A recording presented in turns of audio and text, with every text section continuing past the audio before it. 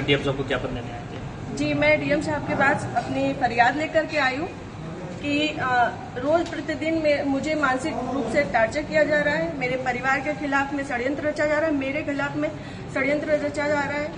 और ये षड्यंत्र के सूत्रधार जो है वो आदरणीय हमारे पूर्व सांसद सुब्रत पाठक जी, जिन्होंने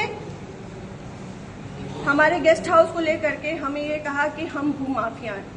मैं आप सब लोगों को ये बात को अवगत करा देती हूँ कि हमारी जितनी भी जमीनें हैं 35-40 बीघे से ज्यादा जमीन नहीं, और जिसमें हम मेरे खुद के नाम पे सिर्फ 3 बीघे जमीन है।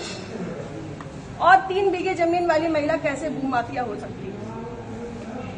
और 35-40 बीघे की जमीन में हम मेरे ससुर साहब, मेरी सासू माँ, मेरे हस्बैंड और मेरे देवर देवरानी 6 लोग आते हैं।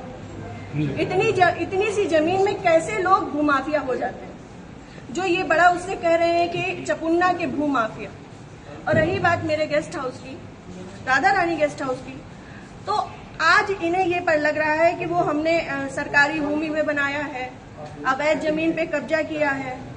तब क्यों नहीं लग रहा था जब 5 साल से उसी में दावतें खा रहे थे, भारतीय जनता पार्टी की मीटिंगें कर रहे थे, हमारा पैसा खर्च करवा रहे थे, रोज मीटिंगें हो रही थी, तब क्यों नहीं ये आपको लग रहा था? आप पूर्व सांसद के ऊपर एक आरोप लगा रहे हैं। बिल्कुल, आप भी बीजेपी के कार्यकर्ता? मैं बीजेपी की कार्यकर्ता हूं और बीजेपी में ही काम करती हूं शुरू से लेके लास्ट तक, जब तक मेरा जीवन मुझे अलाउ करेगा, जब तक ये कन्नौज के नेता मुझे सहज भारतीय जनता पार्टी में रहने देंगे, तब तक मैं भारतीय जनता पार्टी की ही सदस्य हूँ।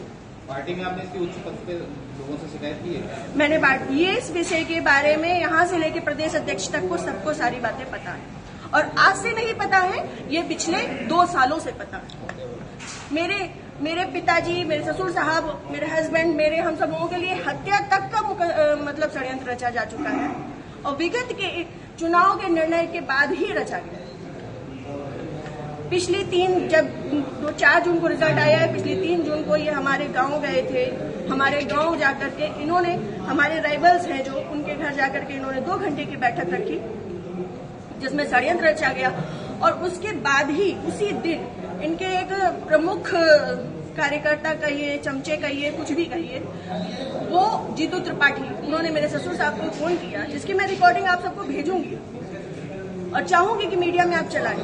उन्होंने मेरे ससुर साहब को धमकी दी कि अगर चपुन्ना चुनाव नहीं जीता तो आपको 4 तारीख के बाद देख लिया जाएगा।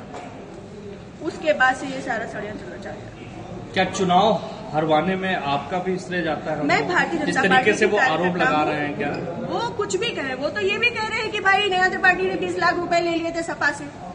वो तो उनका मुंह है, कुछ भी कह सकते हैं।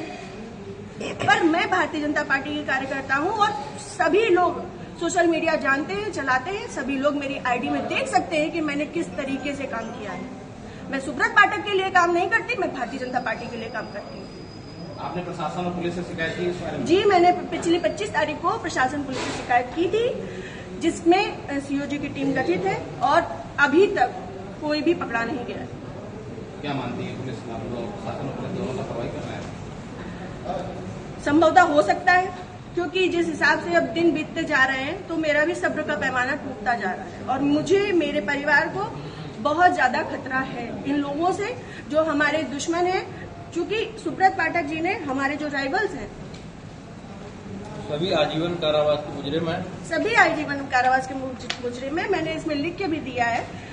संदीप तिवारी, प्रदीप तिवारी, मनोज अग्निहोत्री, ये बलात्कारी केस के और आजीवन कारावास, गैंगस्टर, इन पे सब तरीके की धाराएं लग चुकी हैं इनमें, ऐसे लोगों के साथ में। और जिसको इन्होंने हम लोगों की सुपारी दी है, अखिलेश यादव उर्फ छक्की, वो इनकी, हाँ, यहाँ ठटिया का ही निवासी है, गांव झहुआ है उसका।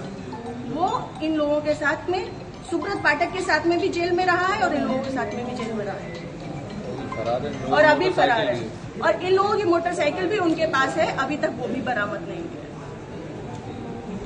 ये लोग सिर्फ मेरा मानसिक, शारीरिक और चारित्रिक शोषण करते आ रहे हैं 2 साल से। मैं 3 साल से मैं बहुत ज्यादा परेशान हो चुकी हूँ। अब ये चीजें नहीं होंगी। आज आपने जिलाधिकारी से बातचीत की, क्या उन्होंने आश्वासन दिया? उन्होंने मुझे पूर्ण आश्वासन दिया है कि इस पे निष्पक्ष जांच होगी, क्योंकि हमारे पास रिकॉर्ड्स भी हैं, हमारे पास सबूत भी हैं और बहुत सारी चीजों के सबूत हैं। समय आने पे मैं वो सब आपके सामने रखूंगी। जिले में जो भी भ्रष्टाचार हो रहा है, जो जिला पंचायत में भ्रष्टाचार हो रहा है, जो ब्लॉक प्रमुख में भ्रष्टाचार हो रहा है, ब्लॉक में भ्रष्टाचार हो रहा है, वो सारी चीजें मैं आप सब लोगों के सामने रखूंगी। अगर आपकी सुनवाई आज नहीं होती तो आगे क्या कदम उठाएंगे आप? मैं आप लोगों का सहारा लूंगी और आप लोगों का सहयोग, मुझे पूर्ण विश्वास है कि मेरे साथ हमेशा रहेगा और मैं इस पे अपनी अंतिम सांस तक अब फ्रंट के पैमाने में आकर के लड़ूंगी।